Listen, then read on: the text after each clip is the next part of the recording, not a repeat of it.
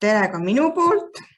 Mina olen siis Tiina, Kalamaja raamatukogu hoidja ja Eesti Noortekirjanduse Ühingu tuumiku liige. Ja mina tutvustan teile kõigepealt Noor loeb tõlkeauhinna nominente, kandidaate.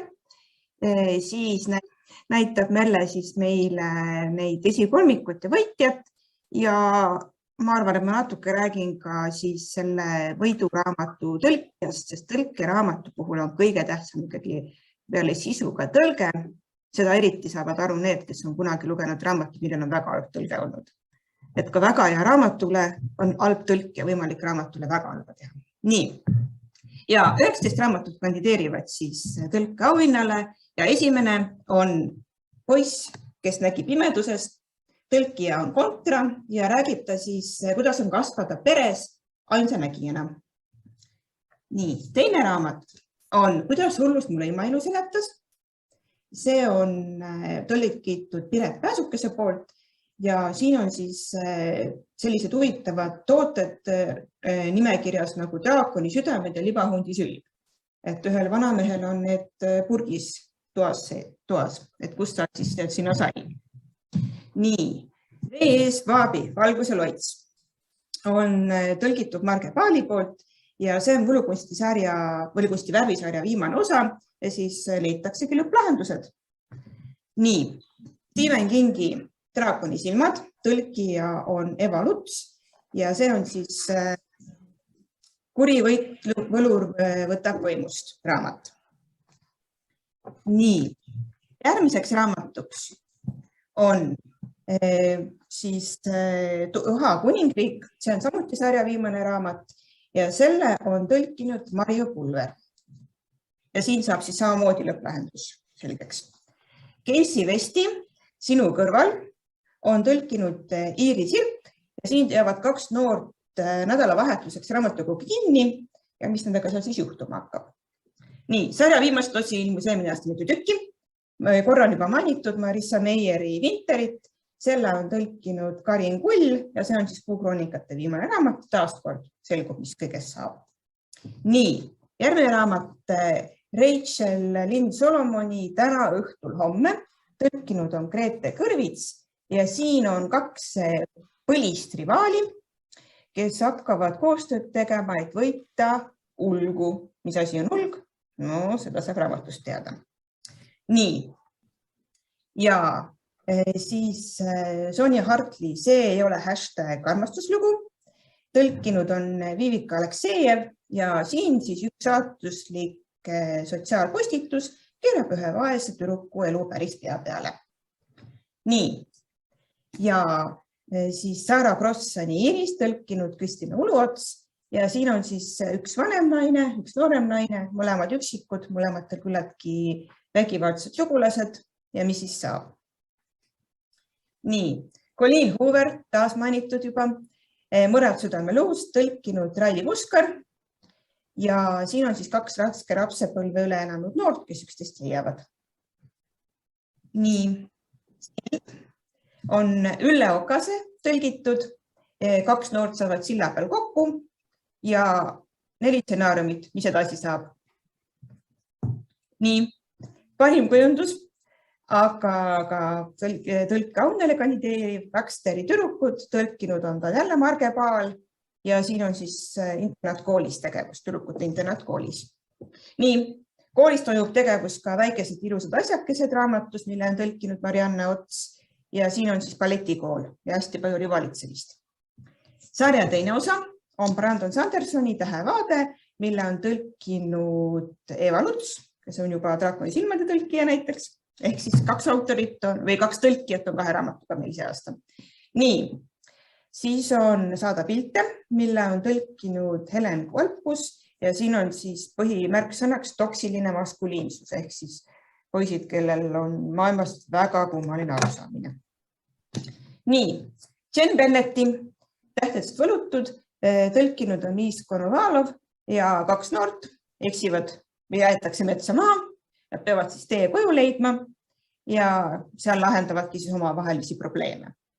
Nii, 18. raamat, mis kandideerib Noor loeb auhinnale, on Linnupojad õppige tapma, tõlkinud Reet Kudu ja siin on siis Venemaa elu 2 poisi või läbi poiste silmade. Ja viimaseks 19. on pika ja klassika juba, noortekirjandusklassika Megan Helen Turneri Varga, kuninganna Varga sarja viimane osa, Varga tagasitulek, tõlkija Tatjana Petersoo ja siin ongi siis taas eepiline lõppvõitlus. Nii, need on kandidaadid.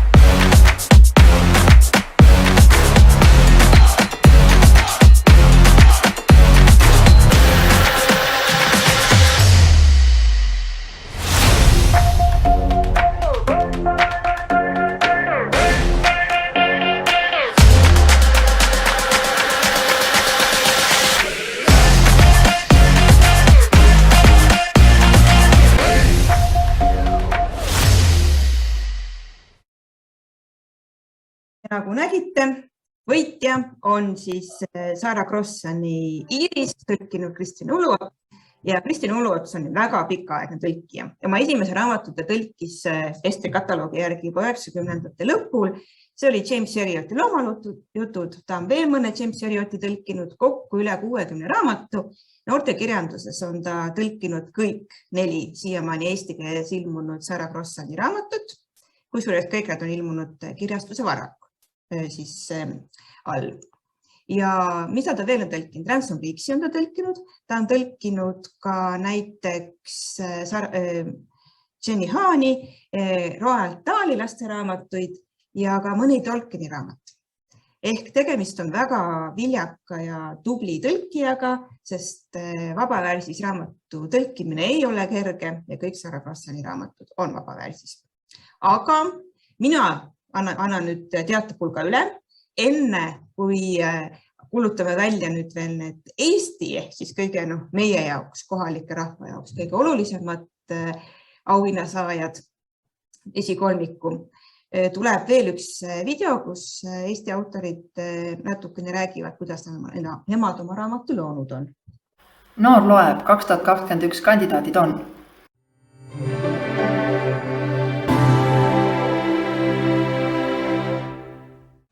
Tere, mina olen Katariina Libe, romaani Ohverduste sügisautor. Ja see romaan sündis sedasi, et ma käisin täispika mängufilmi stsenaariumi kirjutamise kursusel Akadeemias, mis kestis umbes pool aastat. Ja ma läksin sinna kursusele sedasi, et ma ei teadnud täpselt, millist lugu ma tahaksin kirjutada, aga mul oli selline mõte, et selle peategelane võiks olla laps, aga samas see võiks olla mitte lastelugu. See võiks olla selline sünge ja seal võiks olla mingeid muinasjutulisi või selliseid mütoloogilisi elemente, aga samas jälle, et mitte lastelugu. Ja sedasi hakkasin ma siis seda lugu kokku panema ja ehitama. Selle kursuse juures oli hästi tore ka see, et me andsime kõik 10 üksteisele tagasisidet ja aitasime üksteise lugusid arendada. Ja siis lõpuks kasutades siis mängufilmi stsenaariumi kirjutamise reegleid sain ma siis selle loo kokku. Aga stsenaariumid sellest loost ei tulnudki, sellepärast et elu tuli vahele ja ma ei jõudnudki seal kursusel päris lõpuni käia. Ja siis ma hakkasin ka mõtlema, et kas mul üldse on mõtet seda, see on päris suur aeg ikkagi, mis sa paned selle alla, kui sa kirjutad valmis ühe päris stsenaariumi. Ja siis ma mõtlesin, et ma proovin hoopis romaaniks kirjutada selle loo. Ja sedasi see siis läkski. Iga nädal panin endale siis mingisuguse konkreetse tähemärkide arvu, kui palju ma siis see nädal kirjutama pean, sest muidu ma ei oleks lihtsalt seda jõudnud kuidagi kõige muu kõrvalt valmis. Ja ülesehituselt on ta siis täpselt selline, nagu meile seal kursusel õpetati, et kuidas peaks olema üks stsenaarium üles ehitatud. Ja ma olen ka tagasisideks saanud, et ta on väga filmilik, et see põhjus on siis seal. Ja ma olen väga tänulik väga sooja tagasiside eest, mis sellel on tulnud ja ma loodan, et ka sulle meeldis Ohverduste sügis.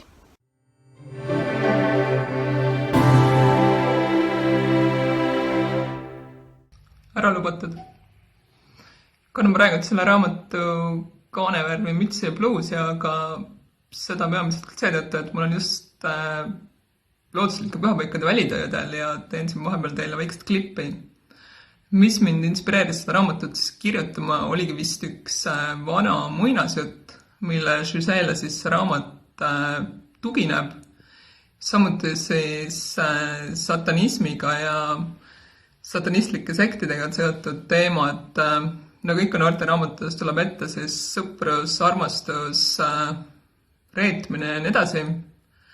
Ning üsna lõpu eel lipsas sinna raamatusse siis ka raamatust Roosi märgi all tuttav sensitiivsete võimetega vene tüdruk Vika ja mulle väga meeldis see mõte, et ta sinna tuli. Nii et see raamatu kirjutamine läks kohe palju lihtsamaks ja ma loodan, et lugejale ka huvitavamaks.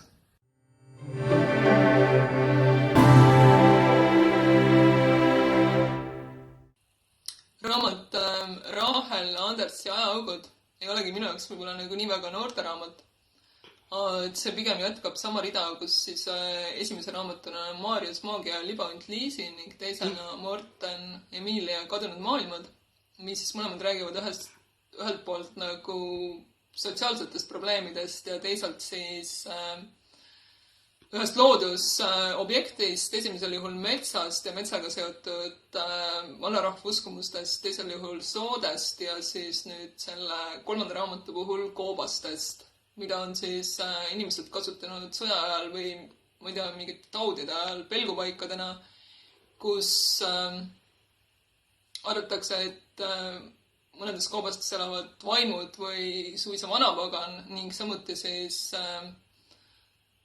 nii Eesti rahvauskumustes kui ka teiste rahvaste folklooris on usutud, et koopad on siis kohad, kus saab ajas rännata või saab minna mingisse teise dimensiooni.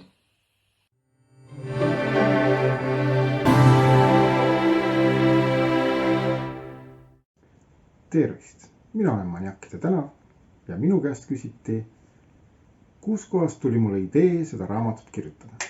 Viivuranna online. See tuli 3 kohast. Esiteks arvutimängud, sest siin raamatus mängivad tegelased arvutimängu. Teiseks YouTube'ist või Twitch'ist või kust iganes inimesed vaatavad, kuidas teised inimesed mängivad arvutimängu. Sest seda raamatut lugedes on täpselt nagu sa vaataksid, kuidas teised arvutimängu mängivad. Ja kolmandaks kirjandusest, sest on terve suur hulk raamatuid täpselt samast žanrist, kus lugejad saavad lugeda, kuidas teised mängija mängivad. Nii et nautige!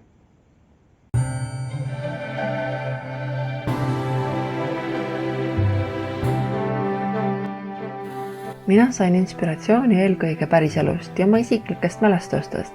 Raamatu peategelastes on natuke mind ennast ja mõningaid mulle lähedasi inimesi ajast, kui ma olin veel sama vana. Minule endal oli muusikaga väga tihe kokkupuude, kuna mängisin orkestris, sealt ka Hanneli muusikaarmastus. Agnese tegelaskuju seevastu põhineb mitmel erineval inimesel ja mõningatel sündmustel, mis on ka reaalselt aset leidnud. Ühel hetkel tekkisid mul nende juhtumiste ümber ideed, kuidas need omavahel üheks looks siduda ja tulemuseks on, mida silmad ei näe.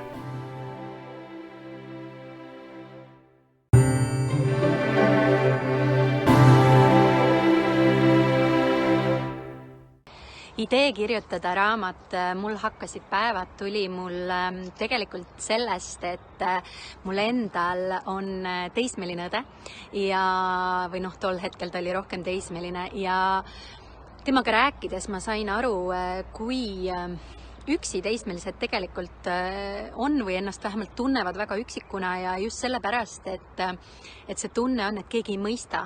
Ja ma tahtsin kirjutada midagi sellist noortele, mis võiks neile anda tunde, et neid mõistetakse, et nad ei ole üksi. Ja sellepärast ongi see raamat ka kirjutatud nii, et ma olen hästi palju olnud inspireeritud nii enda teismeja päevikust kui ka päris noorte lugudest ja proovinud seal raamatus just kasutada teismelise enda sõnasid, sõnastusi ja teha seda ka võimalikult nii, et kui ka täiskasvanud loevad, et ka nemad natukene saaksid rohkem teismeeast aru.